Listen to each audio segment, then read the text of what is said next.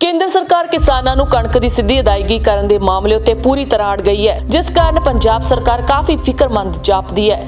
ਮਾਹਿਰ ਮਹਿਸੂਸ ਕਰ ਰਹੇ ਨੇ ਕਿ ਕੇਂਦਰ ਦੇ ਵਤੀਰੇ ਨੂੰ ਦੇਖਦਿਆਂ ਸੂਬੇ 'ਚ ਕਿਸਾਨਾਂ ਨੂੰ ਸਿੱਧੀ ਅਦਾਇਗੀ ਕਰਨ ਲਈ ਪਲਾਨ B ਦੀ ਤਿਆਰੀ ਕਰਨੀ ਪਵੇਗੀ।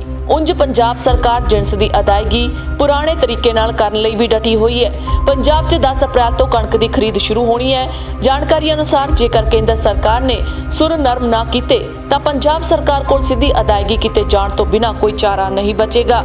ਪੰਜਾਬ ਸਰਕਾਰ ਨੇ ਕੇਂਦਰੀ ਜਿੱਦ ਨੂੰ ਦੇਖਦਿਆਂ ਜਿਣਸ ਦੀ ਸਿੱਧੀ ਅਦਾਇਗੀ ਲਈ ਸੌਫਟਵੇਅਰ ਦੀ ਟੈਸਟਿੰਗ ਵੀ ਸ਼ੁਰੂ ਕਰ ਦਿੱਤੀ ਹੈ।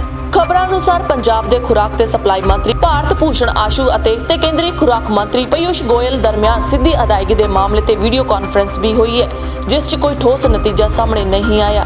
ਕੇਂਦਰੀ ਖੁਰਾਕ ਮੰਤਰੀ ਇਸ ਗੱਲ ਤੇ ਵਜਿਦ ਨੇ ਕਿ ਜਦੋਂ ਬਾਕੀ ਸਭ ਸੂਬਿਆਂ ਨੇ ਸਿੱਧੀ ਅਦਾਇਗੀ ਸ਼ੁਰੂ ਕਰ ਦਿੱਤੀ ਹੈ ਤਾਂ ਇਕੱਲੇ ਪੰਜਾਬ ਲਈ ਨਿਯਮ ਨਹੀਂ ਬਦਲਿਆ ਜਾ ਸਕਦਾ। ਉਹਨਾਂ ਹਵਾਲਾ ਦਿੱਤਾ ਕਿ ਪਹਿਲਾਂ ਸਿੱਧੀ ਅਦਾਇਗੀ ਲਈ 1 ਸਾਲ ਦੀ ਮੌਲਤ ਦਿੱਤੀ ਗਈ ਹੈ ਅਤੇ ਉਸ ਮਗਰੋਂ ਕੋਵਿਡ-19 ਮਹਾਮਾਰੀ ਦੌਰਾਨ ਵੀ ਕੇਂਦਰ ਨੇ ਨਵੀਂ ਪ੍ਰਣਾਲੀ ਪੰਜਾਬ 'ਚ ਲਾਗੂ ਕਰਨ 'ਚ ਨਰਮੀ ਦਿਖਾਈ। ਉਹਨਾਂ ਕਿਹਾ ਕਿ ਪਤਾ ਲੱਗਿਆ ਕਿ ਮੰਤਰੀ ਸਿੱਧੀ ਅਦਾਇਗੀ ਤੇ ਹੀ ਅੜੇ ਹੋਏ ਨੇ।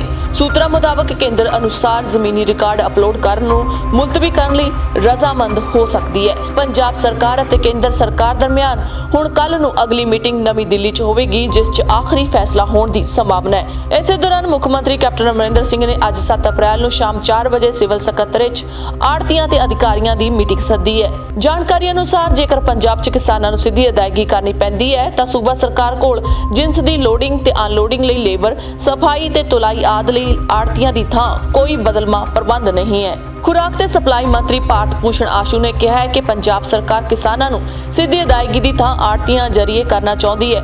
ਉਹਨਾਂ ਨਾਲ ਹੀ ਸਿੱਧੀ ਅਦਾਇਗੀ ਲਈ ਸਾਫਟਵੇਅਰ ਟੈਸਟਿੰਗ ਸੰਬੰਧੀ ਪੁੱਛੇ ਸਵਾਲ ਦੇ ਜਵਾਬ 'ਚ ਕਿਹਾ ਕਿ ਪੰਜਾਬ ਸਰਕਾਰ ਨੂੰ ਨਿਰਵਿਘਨ ਖਰੀਦ ਲਈ ਪਲਾਨ B ਲਈ ਵੀ ਤਿਆਰ ਰਹਿਣਾ ਪਵੇਗਾ। ਉਹਨਾਂ ਕਿਹਾ ਕਿ ਉਹ ਕੱਲ ਨੂੰ ਦਿੱਲੀ 'ਚ ਹੋਣ ਵਾਲੀ ਮੀਟਿੰਗ 'ਚ ਮਾਮਲਾ ਹੱਲ ਹੋਣ ਪ੍ਰਤੀ ਆਸਬੰਦ ਨੇ।